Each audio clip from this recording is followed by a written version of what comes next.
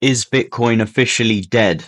What has happened to the Bitcoin markets, and is Jerome Powell potentially facing getting fired? Well, today we'll answer these questions and more, so let's get straight into it. So starting it off with Jerome Powell potentially facing getting fired, we can see that President Donald Trump states it here by saying, Jerome Powell, you said that the termination of Jerome Powell cannot come fast enough. He says he won't leave even if you ask him to. Oh, he'll leave. If I ask him to, he'll be out of there. But I don't think he's doing the job. He's too late, always too late, a little slow, and I'm not happy with him. I let him know it, and if I want him out, he'll be out of there real fast, believe me. So what could this mean for the Bitcoin markets if Jerome Powell gets fired? Well, in the short term, the markets would be highly volatile as this creates market uncertainty.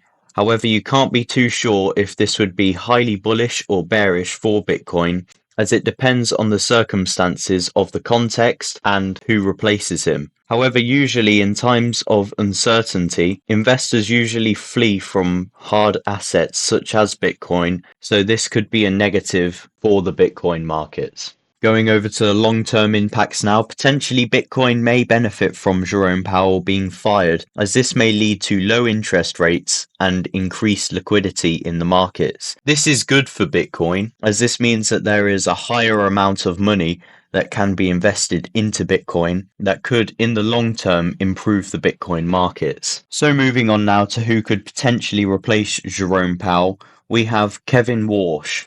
Kevin Warsh is known for advocating lower interest rates and less regulation, which aligns with Donald Trump's economic preferences. Another potential replacement could be Raphael Bostic, as he is the president of the Federal Reserve Bank of Atlanta.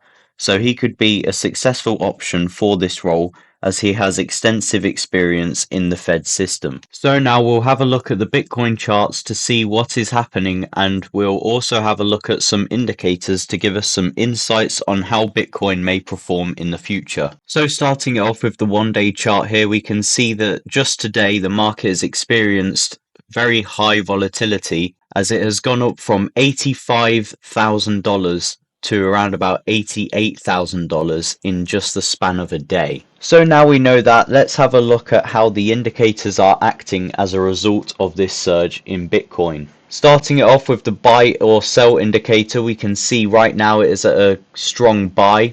This is quite obvious, as I can only see it going up from here today. However, this is just my opinion. I am not a financial advisor. None of this is financial advice, but I can't see a reason of why it should go down today. So moving on now, we'll take a look at the MACD to see how this is performing as a result of this sudden surge. And we can see that it is just breaking out of this green area, which could be a strong sign for Bitcoin, as it may react as it did back in 2020.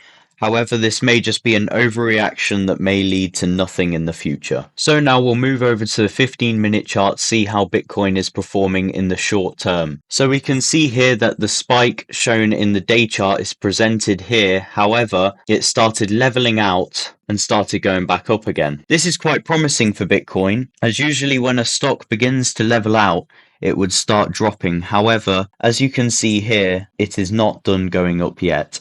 Looking at the indicators now, we can see that the buy or sell indicator is currently at a buy. This may be because it can see the potential of the spike that emerged after the short leveling out. So let's see how the MACD is responding to this sudden spike. As you can see here, by the MACD indicator, this blue line is beginning to curve down. This may mean that the stock is finally starting to fall. However, you should never rely on the position of the chart and the indicators, as they are only predictions of the market and not actual facts. So I hope you enjoyed this Bitcoin analysis video. Please like and subscribe for future videos, and let me know your thoughts down in the comments.